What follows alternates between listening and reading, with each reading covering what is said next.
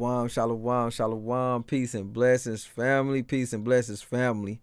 Uh, man, it's a blessed day. It's a blessed day. It's your boy Akchop Paraz, and we got Shaman Walla with us. He'll be right back with us in a second. He had to step away for a second, so we're gonna go ahead and get this thing started.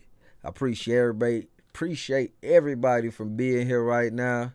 Wanted to know if y'all can hear us clear. Let us know in the chat. It's like a 10-second delay, so I'm gonna wait for y'all responses and stuff. So let us know if y'all can hear us or not. Like, let us know if y'all can hear us. Shalom, shalom.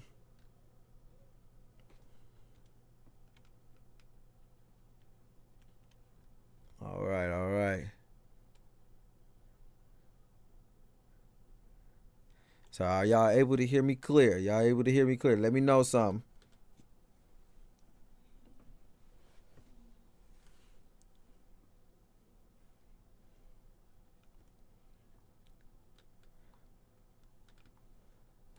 All right, let me type in the chat.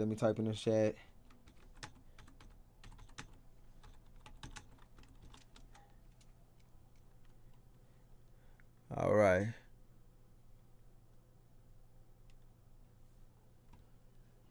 Peace and blessings, family. Peace and blessings, and shalom.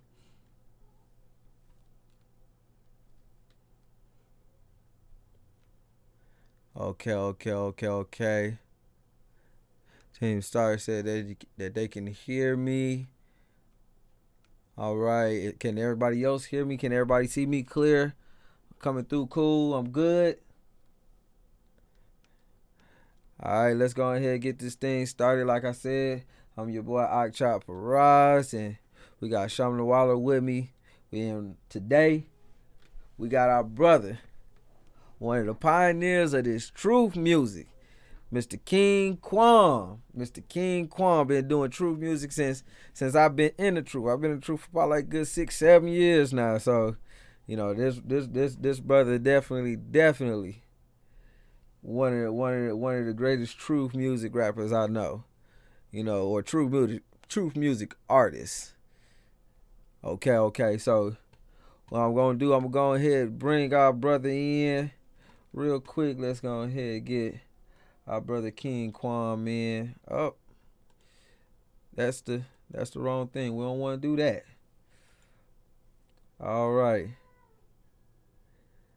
We got our brother King QAM in. Shalom, King QAM. Shalom, Akim. What's going on? Shalom. It's good to have you on the show, man. All praises, man. Glad to be here, man. Man, all praises, blessings. All right, so we just gonna jump into it real quick. We're gonna go ahead and let Brother King QAM go ahead and bless us in real quick. Go ahead and pray this thing again real quick. We're gonna start this as a tradition. We're gonna get our brothers and our queens, sisters and brothers and our queens to pray us in every time we come in, man. All right, if y'all ready, let's go ahead and get it, man. All praises due unto the Most High, Ahaya, Shah, Ahaya, Bashim, Shaya, Wakudash, Rock. We first and foremost want to humbly approach your throne in prayer. We want to ask for forgiveness for any sins of which we've committed this day or any day prior, Yeshaya. We bless the holy name, Ahaya, Shah, Ahaya, and we thank you for all your mercies, all your kindness, all your blessings, for removing the things from our lives in which we may not have known was supposed to be removed, Yeshaya. We thank you for sending your Holy Spirit to us, for sacrificing your flesh for us so that we may have the remission of sins, so that we can come before your throne and ask for this forgiveness, not only for us, but also for our foreparents, for our children, and for all those who are coming up behind us, Yeshaya. We pray that you'll continue to pour your spirit out upon all the children of Israel, all the Gentiles called by your name. We pray that we can continue to spread this word throughout the four corners. I want to bless all the brothers and sisters who are tuned in. We pray that they'll continue to walk down this straight path, Yeshaya, and not veer to the left or the right. We pray that you'll chastise us correctly and just allow us to examine ourselves before we need to be chastised. We pray that we can examine ourselves before we begin to examine someone else, Yeshaya. Help us to remove the mote or the beam from our eye and from our lives before we begin to try to remove it from someone else's. We want to bless all the newborns. We want to bless all the elders, the deacons, the bishops, the officers that are doing the work here in this church, Yeshaya, and abroad. We pray that you'll continue to bring forth your name and your blessings throughout the four corners of the earth and remove anybody that is not of you from our lives, Yeshua, and remove the things that are not of you from our temple and allow us to clean this temple so that the Holy Spirit can dwell within us and find a happy home here, Yeshua. We humbly pray this, Ahaya Shah, Ahaya, by Hashem Yeshua, Walk with us, Walk. Amen. Aman. All praise to the Most High. All praise to the Most High. All right, so we're going to jump straight into this thing. Let me get my crown back on real quick. Yes, sir. All right, so we're going to jump right back into this thing. So, King QAM, or as we know him as iTunes. Old Monica, huh? Say it again, That old Monica, that old man I used to be, man. So just jumping straight into it, man.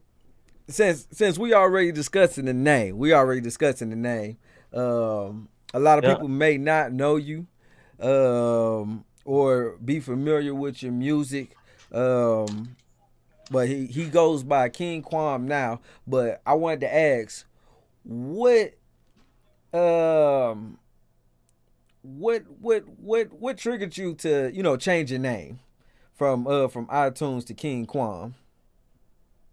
Well, first and foremost, the name, that's my slave name. My last name is actually Toombs. So when I was in the world, I was kind of like connected to everybody in the streets and stuff like that. So I used to call myself iTunes because it was similar to iTunes. So if you said it, you were kind of like, if you were saying iTunes, you were kind of like, remember my name. That's what I was going with the marketing for. But and the connectivity that iTunes was bringing, the iPhone was bringing, to have certain things linked up to one another, and the forefront that it was doing, I was kind of like, that's kind of like how I was in the streets. I was connected to a lot of people. I was connected to a lot of things, and I was like, I'm gonna run with that. But then when I got into the truth, if you would search my iTunes, what would come up would be a lot of the old music. You know what I'm saying? So I had a lot of people commenting like, yo, what's going on? You still, you know what I'm saying? Which one are you? You know what I'm saying? They wasn't sure. They was like, are you still dealing with this? Or are you still dealing with that? And I'm not gonna lie, I didn't want to erase everything from my old life for some reason, because I still had other brothers that had music on my page and that did projects with me that I kind of wanted them to still get credit for. You know what I'm saying? So I didn't erase the iTunes stuff. But then when I found my Hebrew name, QAM, I was like, all right, I'm gonna just run with King QAM because, like, I want to be one of the kings that arise Israel. You know what I'm saying? I want to be known for raising Israel. I didn't want to be known for the iTunes stuff, so I didn't. So I stopped promoting it. So like only somebody like you or Sham would know to search iTunes to look for me. You know what I'm saying? Right. Like a lot of people didn't know that. You know what I'm saying? Like the last video I did under that name that was actually Righteous Music, I think was it was either Church in the Wild or the Judas Back. It was one of those two videos that I did. Those were like the last two videos that I did like that, and then I started to make the change to King QAM. And Judas Back was the first song I heard from you.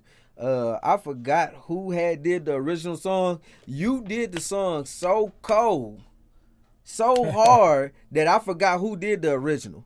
Like I was thinking about it the other day, and I'm still thinking about it now. I got the name of the artist. I just forgot it again. I forgot the name of the artist, but it is so cold. It's like all I can remember is Judas Back. Judas Back. It was like, boy, that song had me too lit for real. Yeah, praise to the Most High. That was one of the first ones I made that actually hit home with Israel. Like everywhere, like every feast day, you know what I'm saying? Wherever I was at, it was like Judas Back. You know what I'm saying? So I was like, okay, people actually listening, that was a blessing, man. But that was one of those unrighteous songs I heard, man, from Rick Ross. I think is the artist. I think he did. I think it was called Tupac's Back. I just was like, let me. That's what it was. I thought it was Meek Mills. I kept on saying Meek Mills. That Meek Mills had did it. I thought he did the original track, man. I've never heard the other one. Don't go listening to it. Jay. God. It's useless now. You know what I mean? That's how it be for a Right, lot of these right. tracks. Like sometimes when I hear the original, sometimes depending on what the original is, it'd be like the true version just sound too good. But sometimes some original songs just be like, wow, okay, I could never unlisten to that. Yeah, But this was exactly. one that really put a shadow over that song. Like yours is definitely more memorable than any lyric of that song. Praise the Most High, man. You know, that's what I like to do in the beginning. I was trying to like get rid of the word because we were still coming out of the world, so a lot of us remember those songs, Mm-hmm. or those who listen to it, they remember certain songs that was in the world while they was coming out. So it's kind of like I was like, let me help you transition because I know you're looking for music that's similar to what you're listening to in the world. You Right. know what I mean? Let me add some Hebrew flavor to that. You know what I mean? I call it a brew mix instead of a remix. I call it the brew mix. Yeah, yeah. So, with that being said, so to find that song, where would they find it? It's on my King Kwan page. I actually just recently re-uploaded it to the King Kwan page on Okay. YouTube. So I can't put it on. I can't put it out on my albums or nothing like that because it's actually that same beat. So I can't like that. The copyright or whatever on that. So but you can listen to it still on my King Kwan page. Okay. Okay. And if y'all looking for So I these got another. the links that we'll be speaking about, we got them in the description. You can go find them during the video or after the video, whichever one you want to do. All the links is in the description. All right, go ahead though, Sean. So yeah, man. So with that song being such a success in the times when we was, truth music or the music amongst the awakening was, taking a spiral upward. Me personally, unconsciously, I connected you with the Judas Back page. Did you have anything to do with that page, man? The YouTube page, Um, Judas Back? nah, I actually wasn't a part of that. I think that they heard the song. I think it's a brother from New York, if I'm not mistaken, that actually came out with that page. I forget the brother's name, but I think that's his page. But I think when he heard the song, he was like, "That's perfect for my page." You know what I'm saying? So I was like, "Hey, man, it's a blessing that brother Uh, is actually, taking this as a trend and using it." I'm like, "That's cool with me, man. As long as it's for righteousness, I'm yeah, good." God, because that page began to be the that hub of all that truth page. music. Exactly. If you made the page, boy, you doing things back then, man. Right. So yeah. Uh, yeah, that was definitely the hub for So a that lot was of a a lot of blessing. truth music. I would go on there and be like, "Oh, look, this brother got this song too. Okay." Right. Uh, All so praises. question, did you know the brother at all? What happened with that page? Did you know anything about that, man? Nah, he didn't hit me up or nothing, man. You know what I'm saying? I just um because I'm in the New York chat room. I I saw the brother ask if anybody wanted him to bring the page back, but like I said, I can't remember the brother's name. But I know him personally. I just don't know I just don't remember which brother it is. So I don't want to call the wrong name. I'm thinking the two brothers, but I'm not sure which one it is. One of them is the officer, and one of them is not. Um, so but I'm thinking he's bringing back the page again. I'm not sure, so you might be able to check it again. He might be updating. But when I figure it out, I'll definitely text you and let you Okay. know so you can highlight him as well. For those that are listening, matter of fact, let me get this pulled up. But yeah, for those that are kind of fairly new to the faith, yeah, that was the page to go to. So if we bring it back, like a lot of these, songs we may speak of the brother King Kwam and up in some more of the artists that may come on the show, you'll get hip to what was being brought forth in the beginning stages of his walk, beginning stages of the church, and some of the things that got a lot of those that are that's 7, 8, 9 years in through. So with me speaking on the years we've all been in, how long have you been you know uh, making this transition to the new man?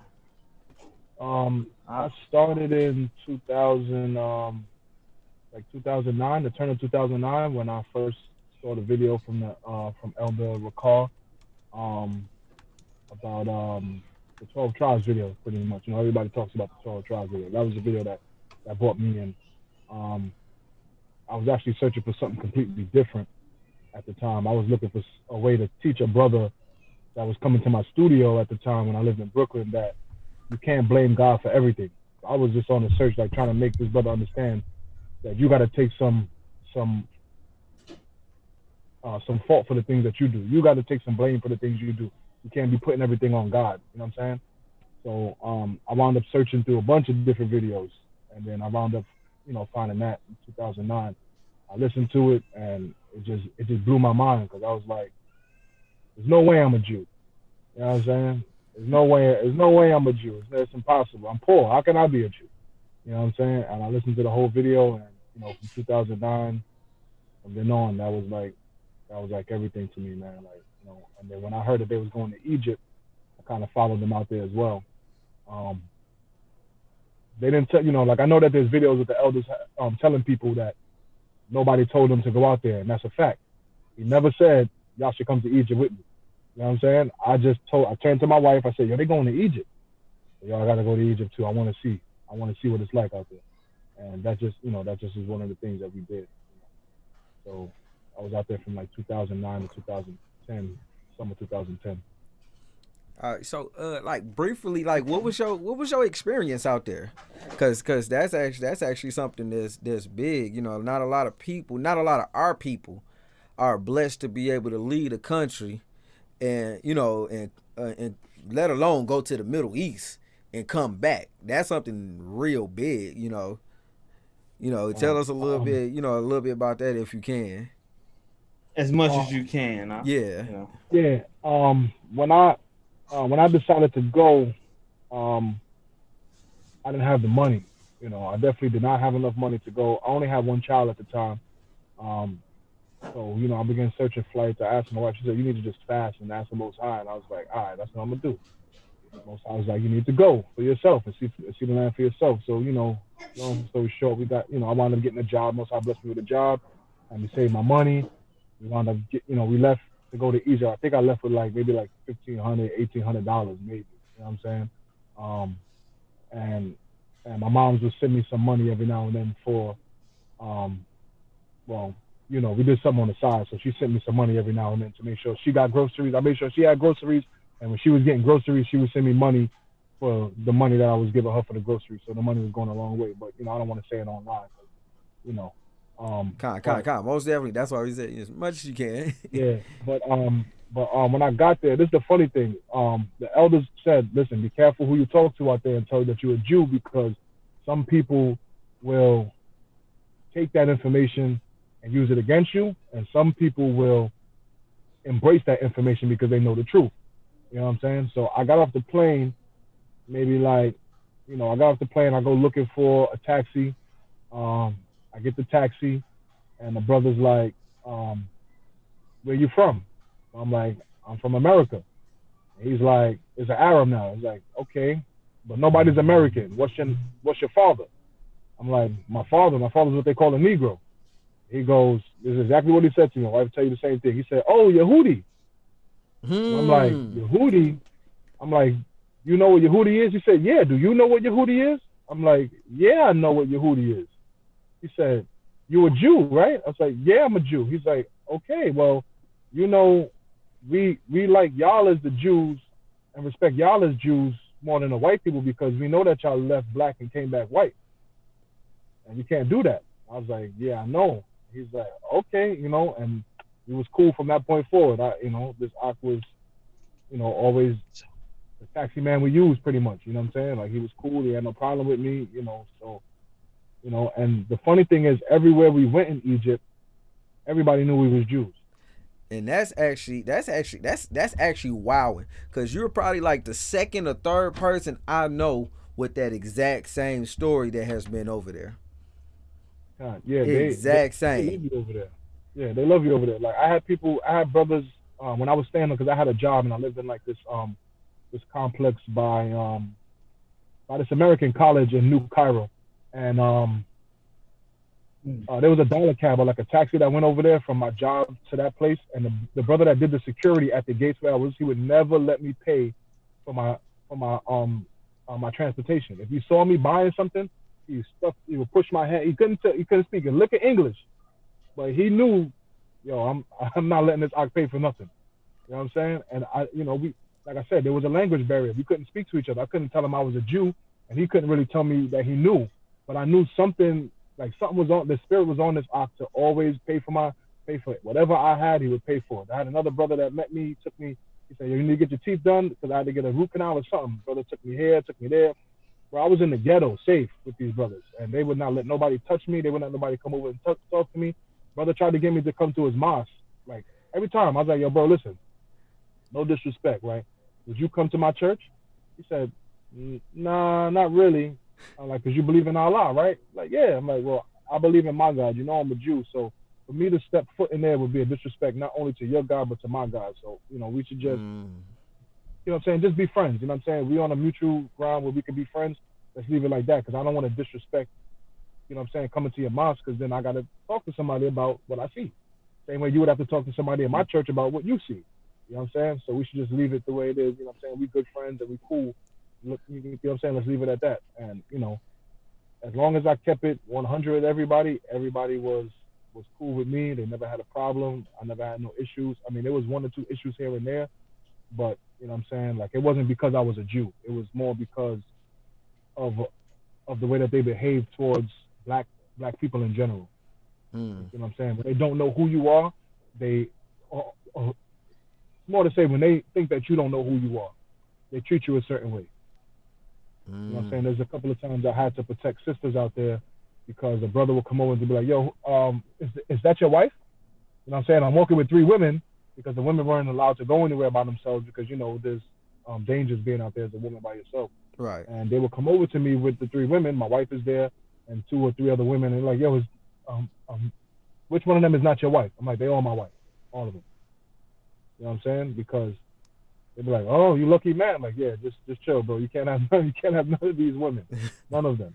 You know what I'm saying? So, I had brothers throw rocks at a woman once. And I had to go over there and like get into it wasn't an altercation, but more like a yelling battle with Arabs. It's probably like 25 of them. I had to get into the circle with like, "Yo, bro, don't be throwing rocks at our women and stuff like that." You know what I'm saying? But relatively, what actually happened was 2 other Arabs wanted to beat him up for that. You know what I'm saying? Because he threw the rock at this dark-skinned woman. He thought he thought that she was Nigerian, and they don't like Nigerians out there because they feel like they scam and stuff like that. Whatever the case is, that's their opinion of them. But I had to jump in the middle of that to stop that. But once they figured out who he was, they was like, "Yo, what you doing?"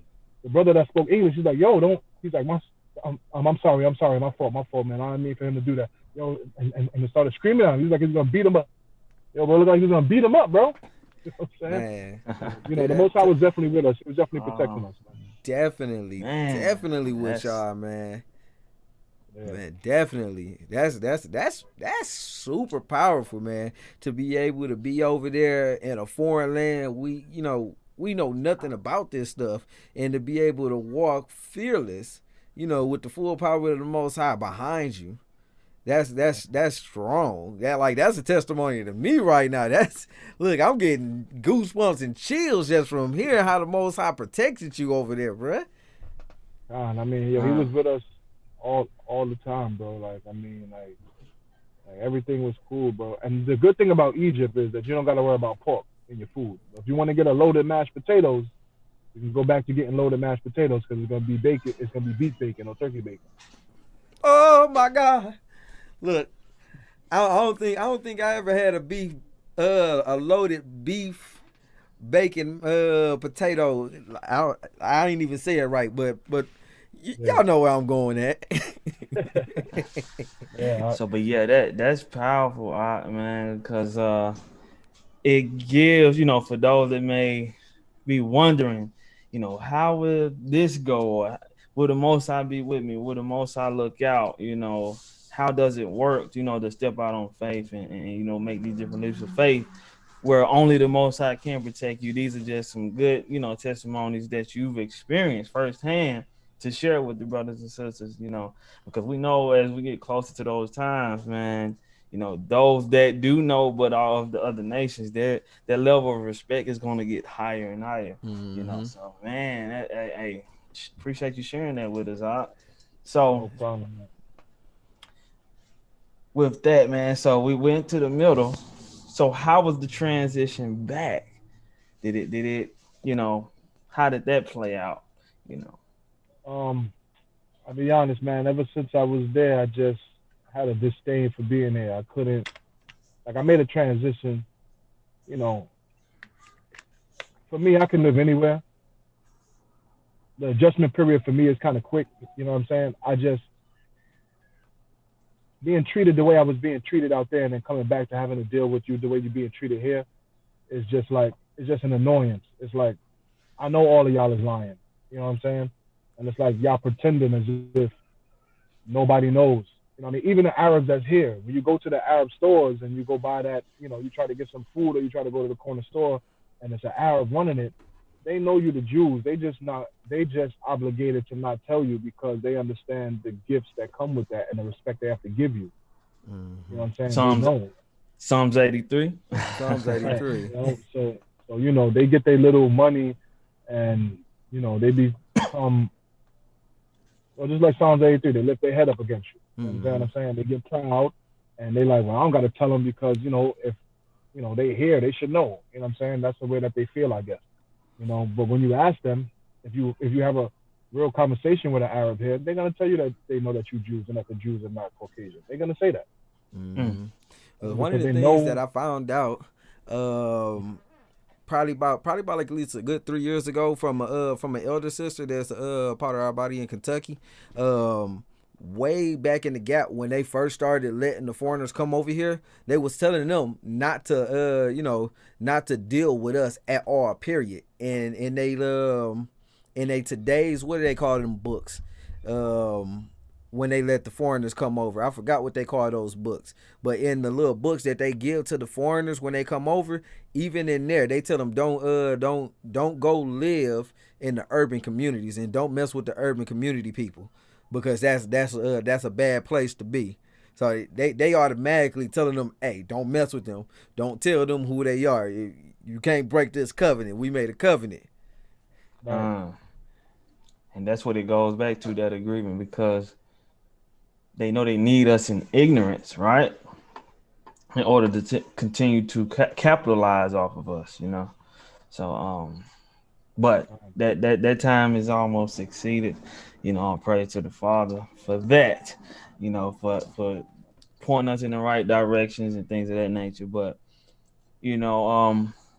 once again, great testimonies on that, because a lot of people don't even know, like, that the Arabs know that. I mean, you got them. Some of the Caucasians know these things, man. But the most important thing is that we have come to realize who we are, which, I want to kind of segue into, some of the things you're doing, man. So before we get to the music or the entertainment, which is one of the key things we want to make sure people are aware of that King QAM is doing, the clothing line. Tell us a little bit about that.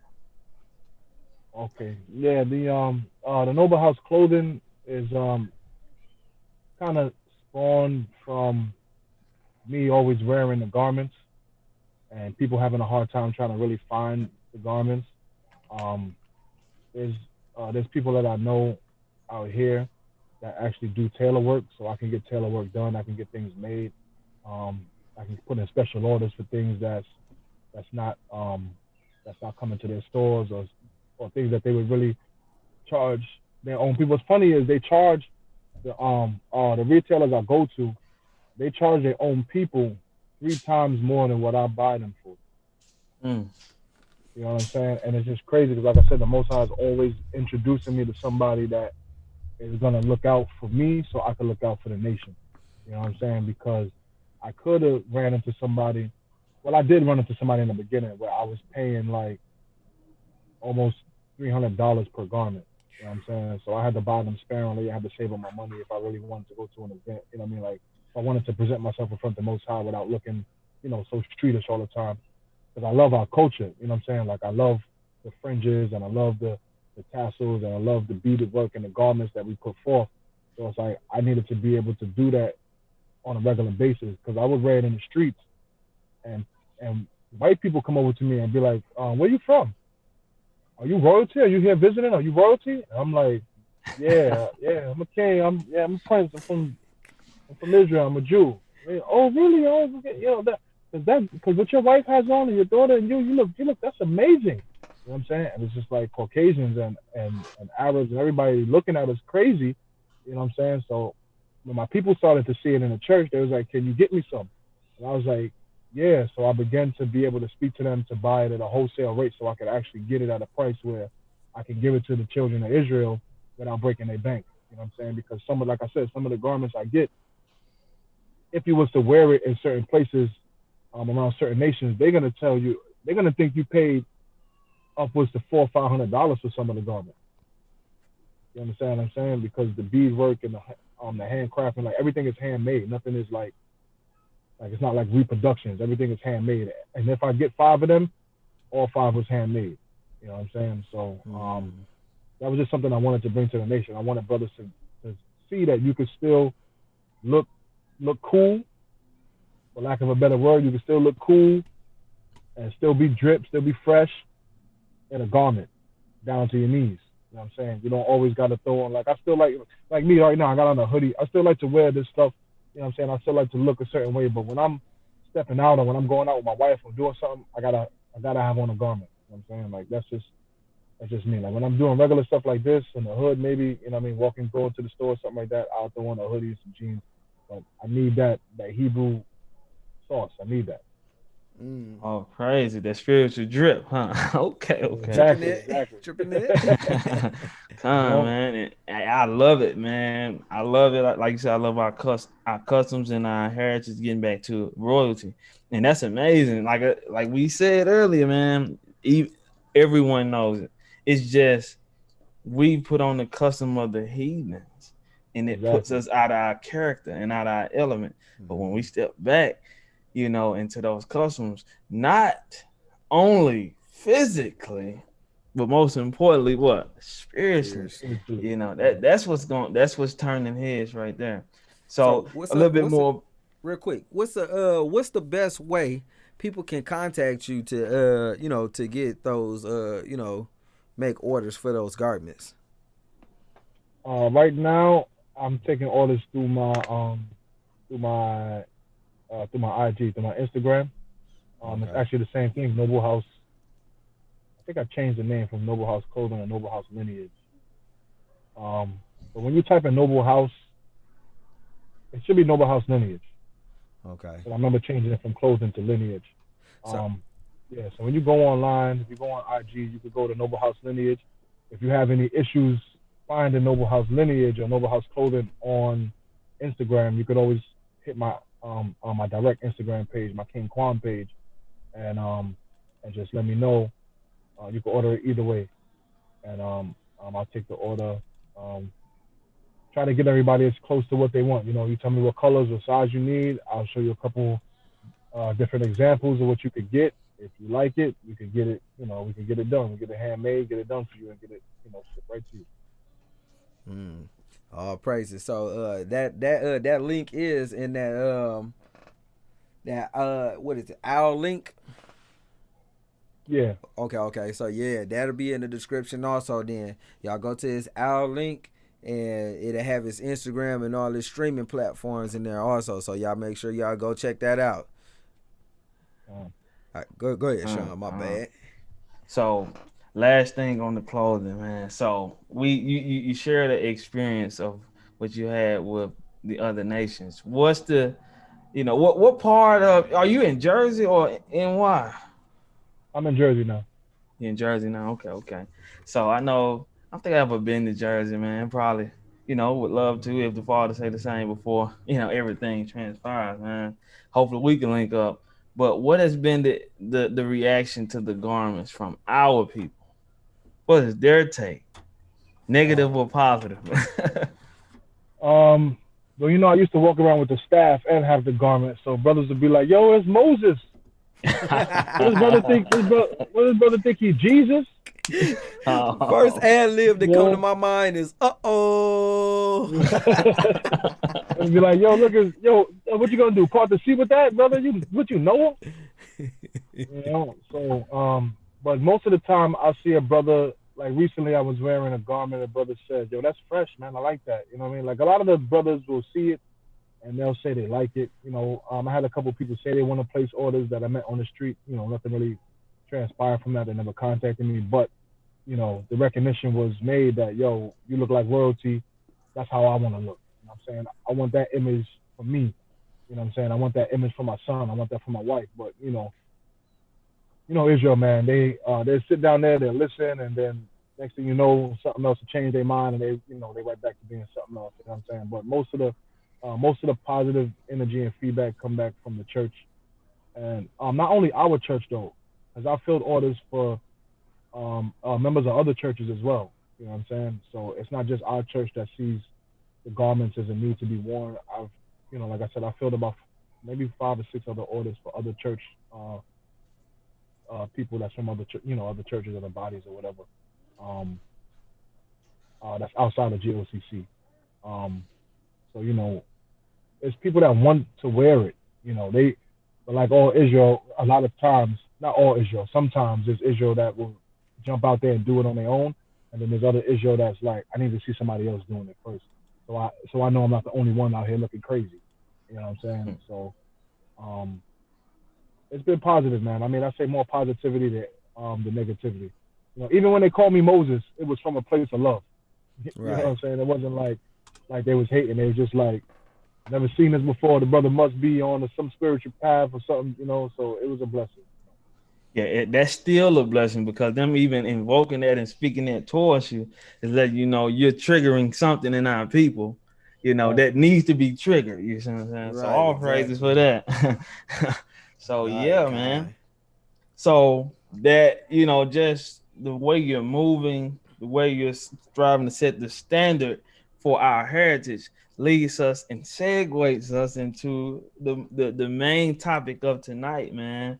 The is it a mixtape or an album? Which one? I want to mislabel it. This is an album. Album. All original beats. They all original beats. I either bought them or somebody gave them, or I produced one on there. From back in the days, I had that beat. I just decided to use it. But yeah, it's definitely an album. So this ain't religious. This ain't religious, boy. So, like I said, with the speaking of our heritage and the customs of how we, things we wore and the way we presented ourselves is our customs. We're getting back to it. So that kind of ties in with that title. So, but I want to allow you to explain and speak to us about why did you go with this particular title for your album?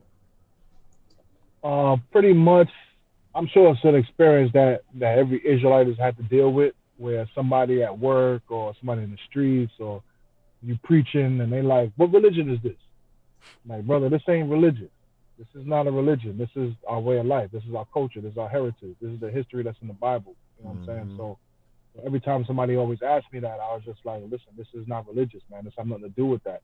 These fringes this is my identification. This is why when you see me, you know to treat me a different way, which is why when you see my wife in the street with her head covered and her garment on, you know not to say, hey, yo, shorty. You understand what I'm saying?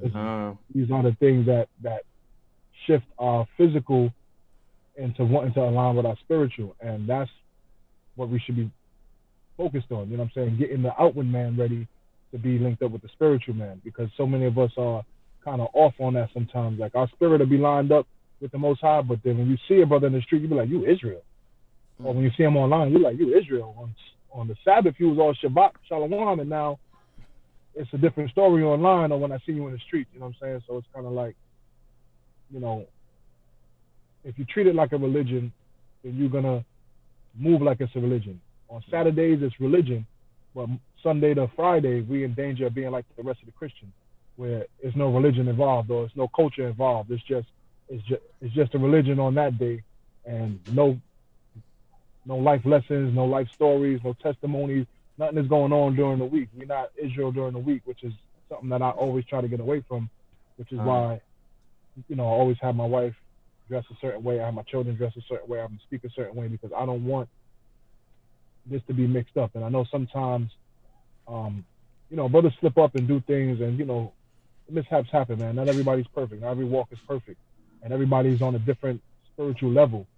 But when you see us, it should automatically be understood that this is a culture. This is not religion, and that's exactly why I titled it that. The music is, this ain't really like, you could call it gospel, but when you're dealing with gospel, it's tending towards the Christian way of doing gospel. You know what I'm saying? And when you hear gospel hip hop, then you think of Jesus and Jesus rap and stuff like that. That's why I kind of want to get away from that word. It's not bad because the word gospel means good word, but you don't associate gospel with a way of life. They associate gospel with religion. Right. So it's kind of like this music, this Hebrew music, this way of life. This is a culture that if we was in the land of Israel today, there would be hip hop. You know what I'm saying? There would be R&B. There would be soul. There would be pop. You know what I'm saying? Coming out of our nation of Israel from that land, and it wouldn't be recognized as gospel music. They wouldn't call it that. They would call it whatever we would label it. You understand? Exactly. So music is definitely, it's not geared towards religion. It's geared towards you being able to listen to this music and be in a mood for the lifestyle in which you live. And man, Father's willing, man, we're gonna do a show on that, man, because music it's like a religion to our people. It's just being straight honest. They hear it and they apply it, which it should be in turn, the gospel or was thus written in our forefathers' records. So, man, we're gonna do a show on that, man, and hopefully we can get some viewpoints from you, all of the listeners. Hope everyone is doing good. Please share this, like, get the word out if you don't mind, people. So we can build, because this show is not just for us, it's for everyone. Whatever you all have going on as listeners, we're going to eventually bring you in, make sure everyone know about what you have going on, what you're allowing the Most High to use you for, just like we are bringing our brother King QAM on. So, Brother Paras, if you don't mind, man, let's take a slight break and let them hear a little bit of that single off of This Ain't Religious, man. Can you do that for? Okay. So we about to run it. We about to run a snippet of this. This ain't religious. This ain't religious.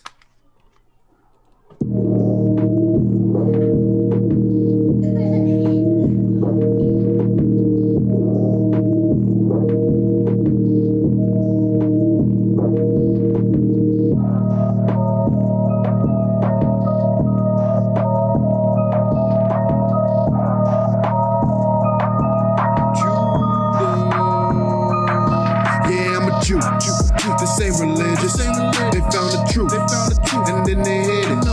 We'll never know. That's what they figured. Until the Most High woke us up and took this list of our vision. Scriptures paint a perfect picture of who the Jew is. You know your history is sketchy cause you drew it, but you don't get it. If you a Jew, then you could prove it. That's my position. No disrespect, you said you Jewish, that's religious. I know your version. You was converted. Ain't no immaculate conception from no virgin. That's all baloney. I'm not in the mood for your Talmud. Straight from Babylonia. I see a yarmulke from far, I know they phony. So go ahead, let them Babylon. Cause they gon' worship at our feet and not too long. That's Revelation. That's 3 and 9. Let's help them open up their eyes because they blind. Remove the scales, stop telling tales. Our Savior's skin is really brass, he ain't pale. Yeah, I'm a Jew. This ain't religious. They found the truth, and then they hid it. We'll never know. That's what they figured. Until the Most High woke us up and took the scales from off our vision. Yeah, I'm a Jew. This ain't religious. They found the truth, and then they hid it. We'll never know. That's what they figured. Until the Most High woke us up and took the scales from off our vision. Yeah, I'm a Jew. Boy. Boy, look. Y'all already know how we rocking. Y'all know how we rocking. Y'all got to go to his page and go listen to the rest of the song and go listen to the rest of the album. Y'all got to show mad support. Like already. I know y'all was turned. We was in the background. We lit over here. Look. Kind, man. Y'all got to know it. I hate we couldn't get to the second verse, man. He said a line, man. That's my joint, man. That's my second Judas back, man. Yeah. Vibing. Big fake. Let me if I could pull one of your bars here. He said, "Ain't no pork on my fork. Ain't no swine when I dine." Come on, like when I heard, I was vibing to it at work last night. I kid you not. True story, big facts. Like I be having the respirator on, the long, bro. I be down in my outfit. I be like, ain't no pork over, ain't no swine when I they be looking at me like, he always in a good mood. I'm like, yeah, ain't no pork on my fork. Yeah. Yeah, man. That's what I made the music for, so brothers could be, could vibe out when they need to, man. Turn the music up and enjoy it, man. Hey, ever since you started, man, we've been vibing with you, man. So what's your biggest inspiration, man, with the music, man? I would say, I mean, it might sound funny, but like really thinking that the angels is approving this music when they hear it, and Yeshaya's like, I like that. You know what I'm saying? Like that's what I'll be doing it for, and really my second motivation is really Israel being able to enjoy it. I just be like, I know the heavens got music. I hope one of these records is on repeat up there. You know what I'm saying? If Israel can enjoy it and can dance to it, I know I'm doing the right thing. You know what I'm saying? Because I know for sure if I said the wrong thing or something wasn't on point, brothers is always quick to say something in the comments on anything. So if it was off, the brothers would be like, yo, we need to change that. It's not in the right spirit. You know what I'm saying? So I'm just praying I'm keeping it in the right spirit and keeping everybody in that same spirit from the time that I made it. You know what I mean? To deliverance. Oh, praises. That's a humble and meek spirit too, to be open to it. Because a lot of other people, they not open to it when somebody say, hey, you may be doing something that's a little off, and trying to examine it and correct it. That's a very humility spirit. Yeah, I just you gotta move circumspectly, man. You gotta examine yourself, examine the bars, make sure that what you're saying is not offending too many people. Of course, us being Israel is already offensive, but I like people to want to, like, the clothing is the one thing to embrace the culture, and the music is the second thing to embrace the culture. You know what I'm saying? The same way we was in the street, when we was in the world, we would embrace the culture on every level that we could, and we would walk that. We would wear the jewelry, we would wear the clothes, we would listen to the music, we would get our cars done that way that we see in the music videos. We would try to get a woman that's like in the music videos. You know what I'm saying? Everything we did was catered to that side of the spirit. You know what I'm saying? To that side, I should say to that side of the flesh, because it was all fleshly. And now it's like, let the spirit have some fun. Let the spirit, you know what I'm saying, live out and be, let the spirit be fresh and be cool and be clean. You know what I'm saying? Let righteousness absolutely reign. Absolutely, because it's a war of, I think I said this last show, it's a war of image. It's a war of, whatever culture. It's a culture war right now. We see the culture of straight lewdness, wickedness, versus the culture of righteousness. And the image that's supposed to represent righteousness is lukewarm. It is what? It is religious. Right. Yeah. Yeah. So all praise for you, setting the tone. And a lot of the songs on the album, sets that tone, man. And that song there, you speak, volume to it, man. So with that, like me and the brother stated, man, we've been following you since you started. I do have a question, like, were you really, like, going like towards the mainstream with your music at that time, or where were you at that point when you first started? I was getting there, man. I have a lot of, I can say a lot, but the people that, like, there's famous people now that if they saw me, they'd be like, "Yo, what's good?" I could still move and get into the industry. I could still holler at these people. Like, I was like, I don't know if you know Smith and Wesson. You know Smith and Wesson? Never heard of them. They a big group in New York. They really like they one of the pioneers of hip hop in New York. I ain't gonna say I never really listened to them, but their music was geared towards a lifestyle that I wasn't living. You know what I'm saying? But when their music came on, you could feel it. You know what I'm saying? Them brothers would be in my house. Like, they've come to my house. I've gone out to the concerts with them and been backstage with them, and Sean Price and all these other brothers. I've been around those type of brothers. You know what I'm saying? Like recently, I was, like I was talking to Chop about how maybe talking about how my life was when I fell off a little bit. But even then, when I fell off, I was able to go right back into that. You know what I'm saying? And I was with brothers like, forget to hear a new rapper name. He a new rapper, but it's not like I knew him personally, but the circle that he was in was all my people. You know what I'm saying? I grew up in a neighborhood full of Crips. I was not a part of the Crips, but everybody in my neighborhood was Crip. So I was considered a Crip. Like, if I would have got locked up and went to jail, they would have considered me a Crip because of where I come from. So everybody in my circle was always with famous people. Big Grand was another brother that ran with Little Kim. I could have always been in that circle. You know what I'm saying? That was my homeboy. We got into a lot of trouble together as we was younger. And every time you see me still is, "What's good, Toombs?" You know what I'm saying? And we chill. You know what I'm saying? It's like it's always like that. One of my other friends just was married to Nicki Minaj. You know what I'm saying? That was her husband before they broke up, and now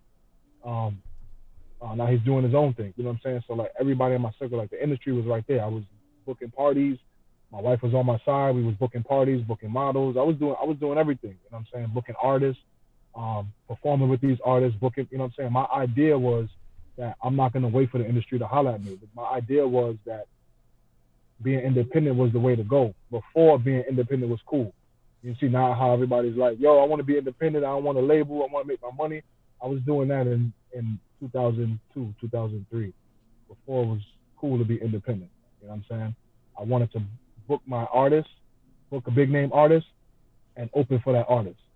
Collect the money from the door, collect the money from the tickets, and do it on my own instead of waiting for the industry to be like, "Here's a check." Because I knew that that check meant that I'm gonna have to give up something that I'm not gonna give up. I'm not gonna be doing this stuff that you want me to do, because I knew too many people that said, if you're gonna join the industry, you're gonna have to, you know what I'm saying, do something compromising for your spirit. You know what I'm saying? But it's not for your spirit. firsthand. Right. Your flesh. You're gonna have to give up a part of your flesh. You're not gonna be that person that you was when you came into the industry.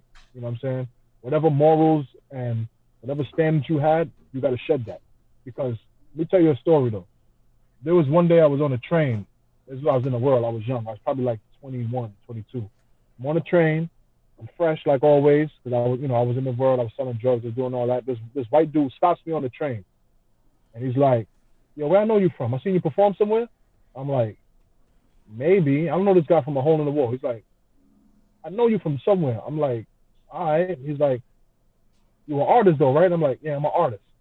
Long story short, he's like, "Yo, come to my office. It's in this hotel up here, so and so." I'm like, I'm going over here anyway, so let me see what this brother about. He couldn't beat me in a fight, so I'm like, I'm gonna go.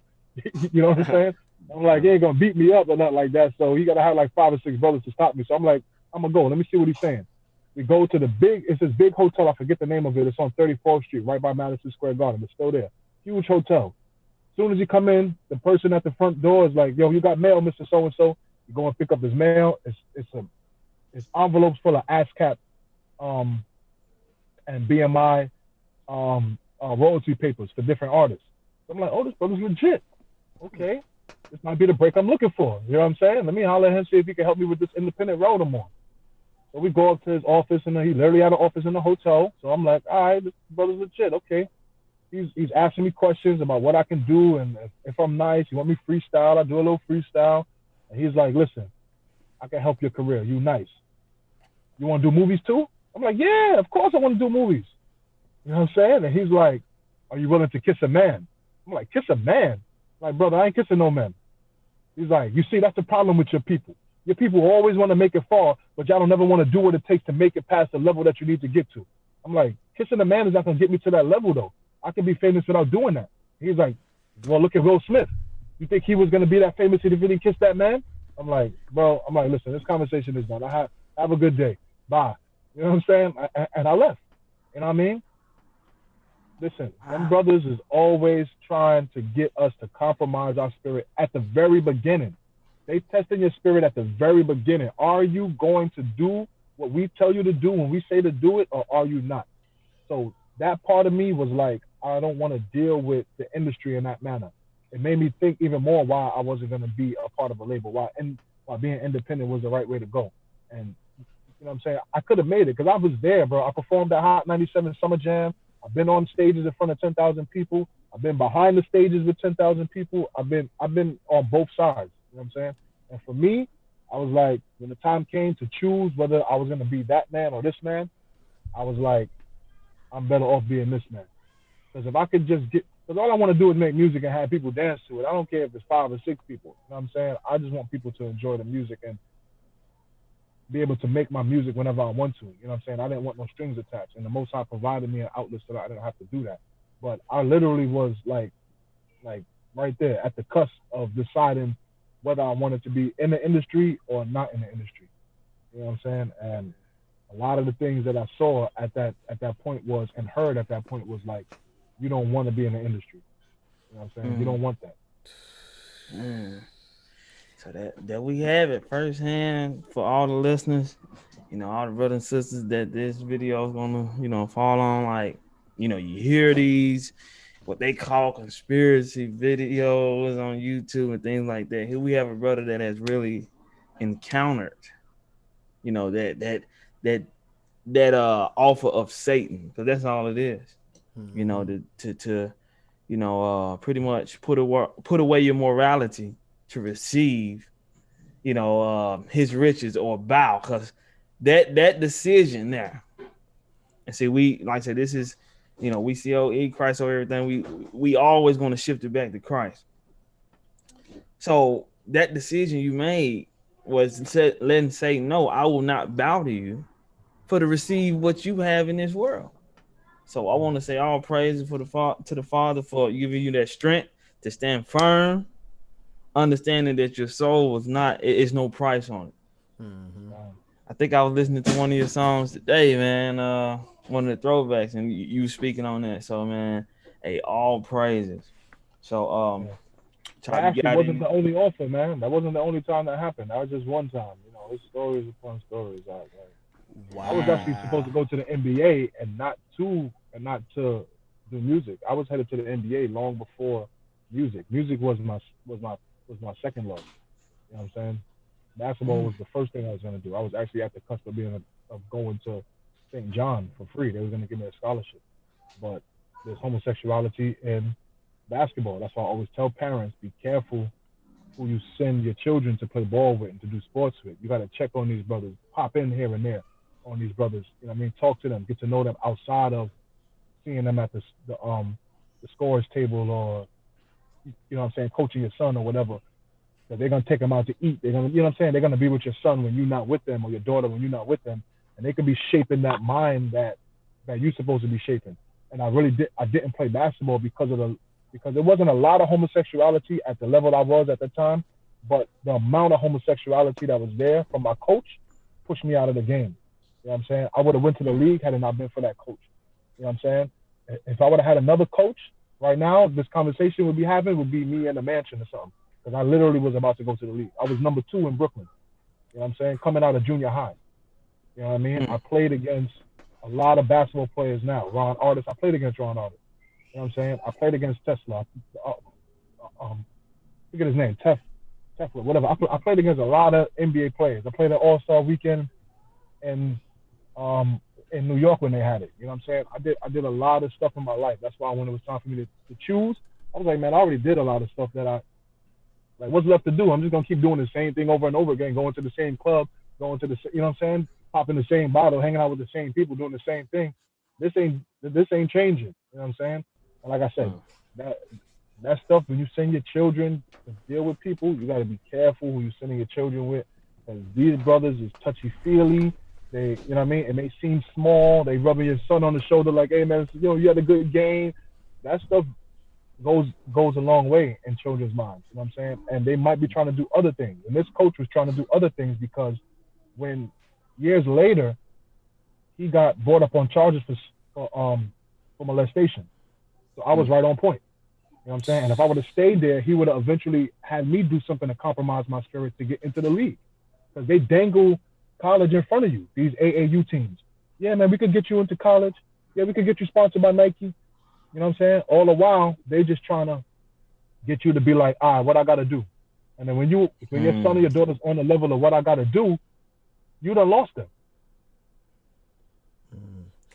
They got a TV show about that on I think it's on Netflix, or yeah, the show is on Netflix, but it got the little boy. He was going to the basketball league and stuff, and he had his daddy with him and everything.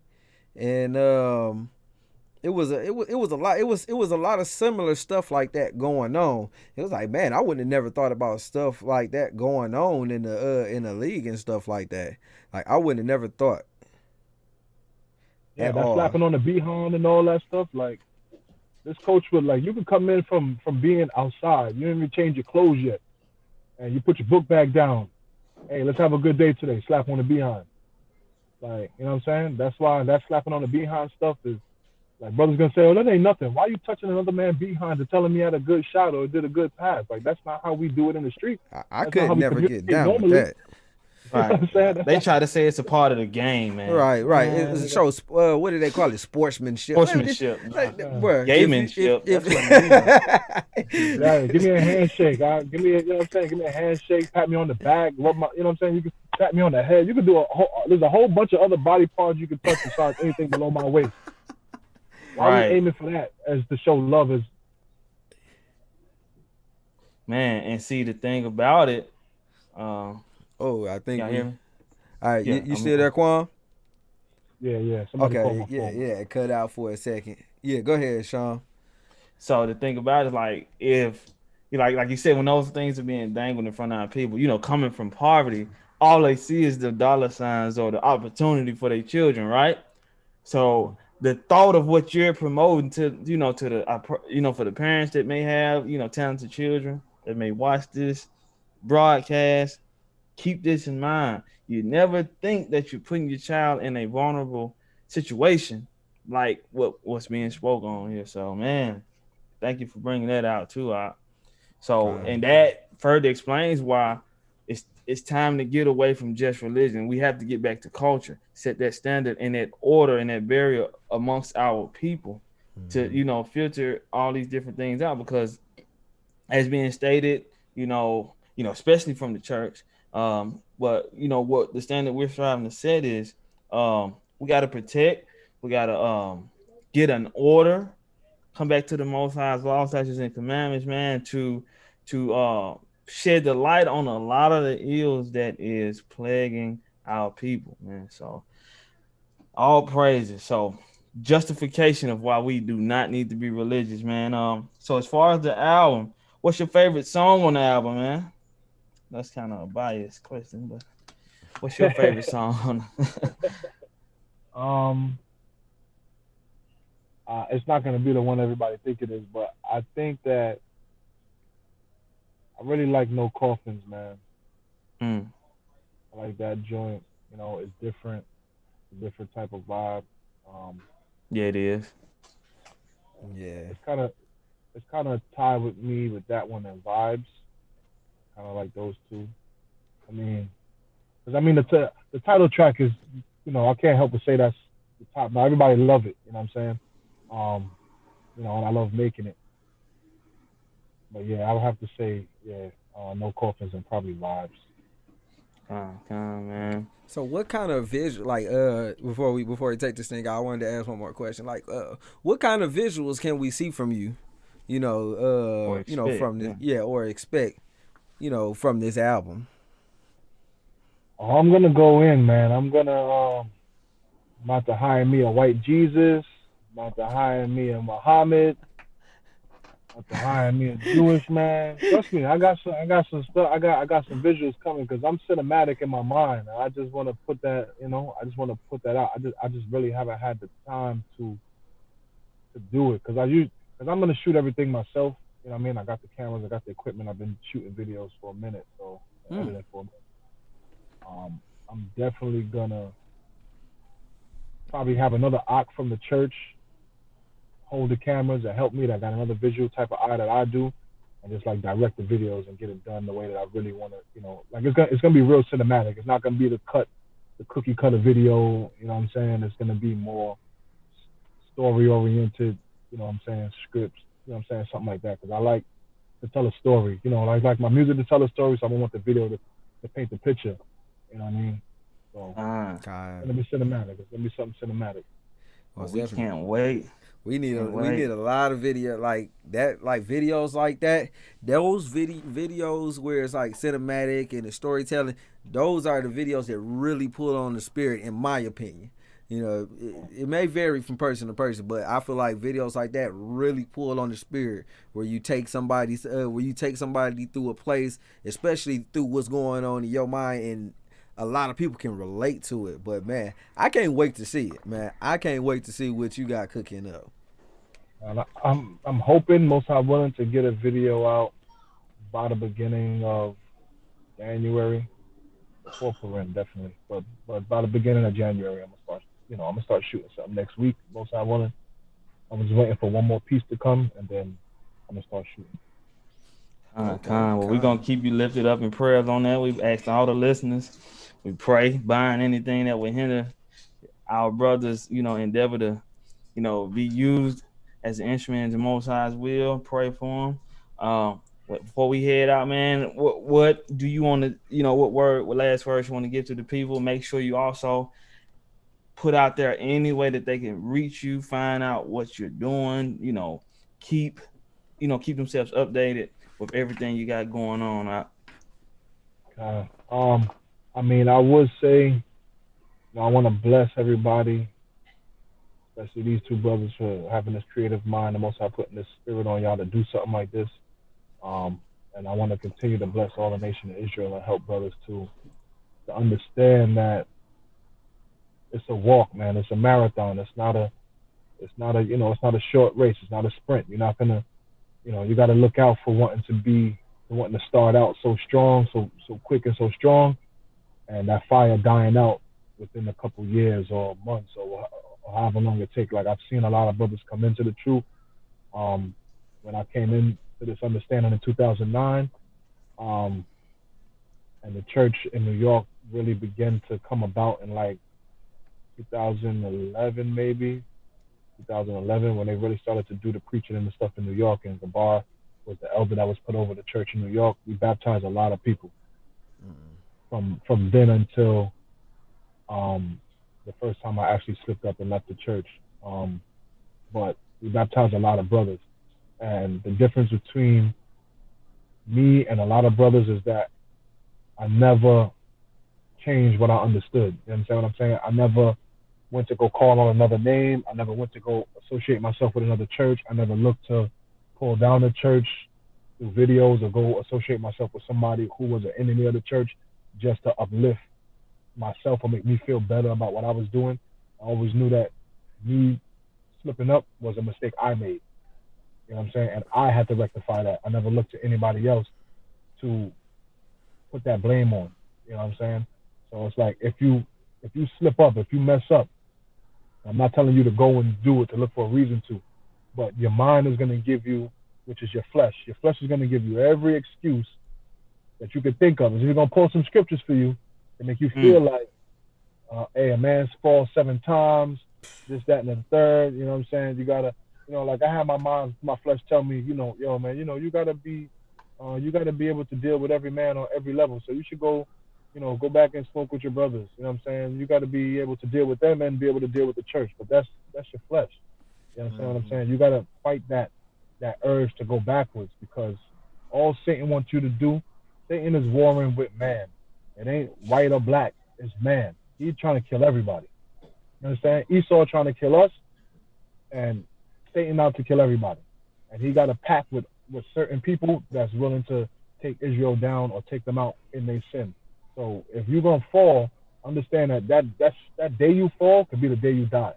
You could go back to the club that one day and it gets shot up and you get shot. You could decide to go mess with that girl that one day and you drive into a crib and you get into an accident and you dead. You understand what I'm saying? Or you lay with her and then you die. You know what I'm saying? Her man come home. You know what I'm saying? Anything could happen. You get a disease. Anything could happen. You know what I'm saying? Because I had the Most High punish me. And I knew it was a punishment. I told my wife, I said, yo, the Most High is punishing me for what I did. We got to repent and we got to change. And I'm telling you, I probably would be dead right now if I did not repent and change. You know what I'm saying? So the Most High don't send that message to everybody. You know what I'm saying? I've seen angels, bro. I had an angel come to me when I was in my lowest, pop up right in front of me. And all I could say to him was, I'm going to change. And he just kept pushing me down to his feet. I couldn't even stand up to greet him. I got pushed down to my belly. And all I could say was, I'm going to change, I'm going to change, I'm going to change. You understand what I'm saying? The Most High will give you your opportunity to change. But if you don't, especially having the word, you know Hebrews 10 and 26. You sin willfully. The only thing you're thinking about, and that's all I was thinking about, was, am I going to die and go to hell? Am I going to die and go to hell? I got a family. Am I going to die and go to hell and leave my family out here to fend for themselves? You understand what I'm saying? So it's like, it's not about you. It's about what you're doing to rise Israel, to rise this new nation, this kingdom, these children, your wife. You know what I'm saying? You got to be careful what you give into the world after you get the truth. You get that truth, keep it. You know what I'm saying? Hold it tight, because you're not going to get a second chance to crucify Christ again and get that blood again. You got to, I mean, even now, even though I'm walking, and been the time I've been back in the church, you know what I'm saying? I still am fearful that I may not be accepted by the Most High for what I did. You understand what I'm saying? So it's like I work to try to be better than I was every day. Because if I don't, I feel like if I mess up again, that's it. There ain't no third chances or nothing like that. You know what I'm saying? Like, you're either gonna do it now or that's it. So, I just appeal to every brother and sister out there that is listening or do come across this video to make sure that you do your best to stay around people that's in the same mind frame as you. Because once you get out the people that's in the same mind frame as you, you're susceptible to every sort of spirit. Don't sweep and clean your spiritual temple and then be opening the windows for every sort of foul spirit. You know what I'm saying? It's dangerous for you and everybody that's around you. Other than that, that's the only word of advice I want to put out there, man. Just guard your, like the Rock Guy Bar said, guard your light, man. You know what I'm saying? Guard that light, guard that spirit, keep it locked down. But I don't want to leave on a sour note like that. But you know what I'm saying? It's not really sour, but I just want brothers to know that you putting that message out there that I ain't gonna never fall, I ain't gonna never whatever with this, I ain't gonna never leave this, I ain't gonna never leave that. Be careful, because you saying it. If you think it is one thing, because Satan don't got no access to your thoughts. But when you saying it, Satan is like, for real? Let me see. This shorty right here. You always wanted a shorty like this.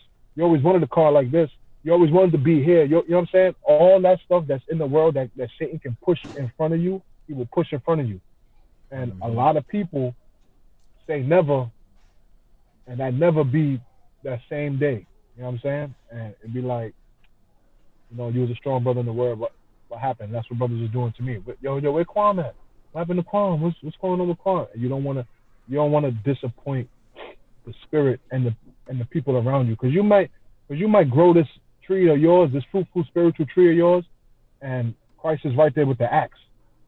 You know what I'm saying? Like, yo, this tree is not being fruitful no more. I got to cut it down, like he saw when he saw that tree. What he said to the tree? He said, ain't nothing but good. Ain't nothing. The tree ain't good for nothing but to be turned into firewood. Right. You know what I'm saying? You don't want that tree to be you in the heavens. And Christ is like, yo, I got to get rid of this tree. All that fruit you produce is useless now. These fruits is producing fruit. You grew a fruit tree, and that fruit tree spawned another fruit tree, and that fruit, you know what I'm saying? And then now all of a sudden, I got to cut this out and give this fruit to another tree. You know what I'm saying? You don't want to be that.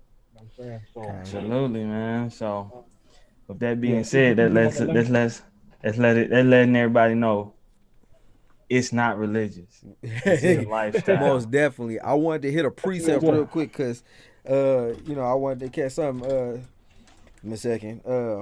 You said you didn't want to leave on a sour note, but I'm gonna hit Proverbs, and this is one of my favorite precepts I like to go to. Proverbs 1:7. It says, "The fear of the Lord is the beginning of knowledge, but fools despise wisdom and instruction." Us having that fear of the Most High and keeping that fear in us by these different testimonies that other people go through, even reading the testimonies of the patriots and everybody that's in the scriptures that has lived before our time, those things teach us how to continue to walk upright. We need those things in our lives to continue to bring fear of the Most High or reverence of the Most High, to know that He's Almighty, He's the power, that is over everything of this earth. But most definitely, if anybody does have a sour taste, we want to check our spirits, just being, straightforward with it. But, go ahead and wrapping this thing up, man. We appreciate you coming through, King QAM, man. Very, very spiritual feeling, man. Very. Con. So as we wrap it up, man, your all your links, where to find you, real quick. I mean, if y'all looking for me, pretty much you can look me up as King QAM on pretty much any social media platform. The only difference is on Twitter, I got a W in my name, so it's King QWAM. But other than that, my music is under King QAM, spelled the regular way, QAM. Spotify, look it up on Spotify, Tidal, whatever digital platform you have. I'm pretty sure my music is out there on that. YouTube. Make sure you just subscribe to the YouTube channel. Listen to the music, vibe out. If you feeling any way, hit me up on my Instagram. You got any questions? I'm here to help edify brothers, uplift your spirit. You know what I'm saying?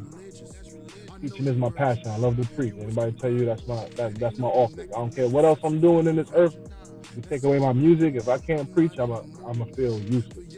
Preaching is, in the word is my office. I don't try to overstep my boundaries. So with that, we appreciate everyone that tuned in. Once again, like, share, make sure this video reach who it needs to reach. We love y'all, appreciate y'all time.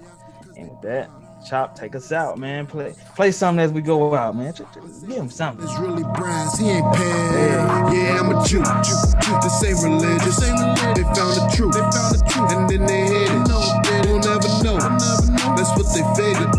Until the Most High woke us up and took the scales from off a bitch. Yeah, I'm a Jew. This ain't religious. They found the truth. And then they hid it. We'll never know. That's what they figured. Until the Most High woke us up and took the scales from off a bitch. Yeah, I'm a Jew. Just like the Savior. Salvation comes through our nation.